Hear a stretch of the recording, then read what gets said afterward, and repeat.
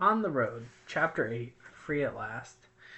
The door was open to the old Victorian-style house. It opened up to the living room with hard hickory wood floors, covered in a blue and red oriental rug. The walls were littered with pictures of my wife and Kev. There were leather love seats and a couch with some wicker chairs around a coffee table, a massive 15-foot wide fireplace, and a 10 by 10 pile of aged wood next to it. Put your stuff down anywhere, and let's let Nicky explore as we settle in. I didn't even have to look back to see that the three were in shock. I put my duffel bag down on the coffee table and kicked back. What? How? Finally, it was my turn to see Ray speechless. It's my house, and my great-great-grandfather built it in 1834. It's an old house full of aches and pains, but also full of undeniable charm. Just wait till you each see your own. By the way, let me show you your house first, Ray. I walked over towards the forest where the shade grew dense and the air chilled more so. It was smaller than mine, but it was modern with a hint of old-timey to it. It was a nice phthalo blue at that. I gave him his own key and left him to enjoy his house. Enjoy. You have a fully stocked pantry and new clothes, fresh homemade goat milk soap, and as much shampoo and other essentials you'd ever need.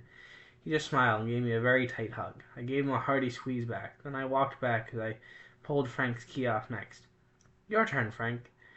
We walked towards the farm where the smell of dirt and dew was pleasantly floating on the breeze. His house was similar to what an old traditional New England bungalow looked like. Frank's eyes went wide when he saw it. It looks just like my home in Massachusetts. Oh my God, thank you so much. I gave him his key and he ran into his house, making me chuckle at his enthusiasm. And last but not least, there was James. Then Frank sprinted past me, slipping a bit in the snow. Forgot Nicky. He's going to kill me. I just put my face in my hands in uproarious laughter. I looked up just in time to see Nicky running in the snow with Frank. That was super cute, the way they complimented each other. I walked into the warmth of my house and saw James looking at one of my pictures. That was a sweet memory. Kev's high school graduation. That was my son Kev at his graduation. My wife had already passed due to suicide. Kev went into psychology to help people like his mom. Catherine was her name, and she was the only love of my life. I could tell I'd struck a chord with James. I hope one day to know love, more than just platonic. I was an orphan, ironically adopted by all. Family can be blood or by choice. Agreed. Amen to that, brother. I walked out while he grabbed his bag, and I took the scenic path up the hill overlooking the bay on one side and the Atlantic on the other. His house was my favorite. I just hoped he'd liked it. A lighthouse? There it was. Yes, with a loft on the bottom floor and one on the top right below the light. I hope you like it. You seemed like you needed a peaceful retreat.